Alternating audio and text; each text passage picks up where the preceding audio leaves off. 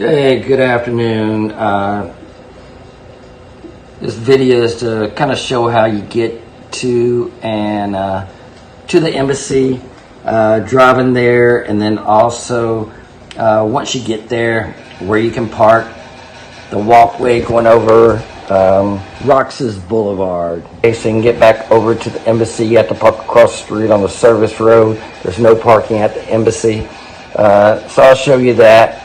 And then I've got directions at the end of this video for you, so you can pause the video and look at those directions. So if you're going over there, you can always use this for a reference how to get there. My directions are from Olongapo, basically SBMA once you get on the freeway there.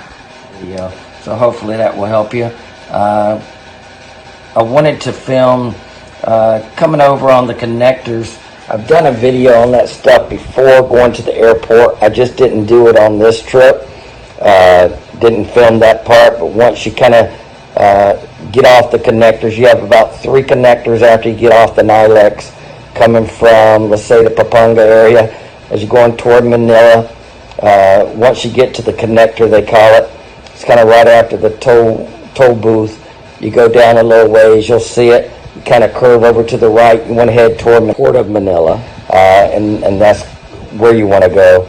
And then, like I said, there's 3 connectors, and then basically you get down on the water, and you end up on Roxas Blvd, and you want to take that all the way to the embassy and go from there. But anyway, hopefully it's a little bit informative for you.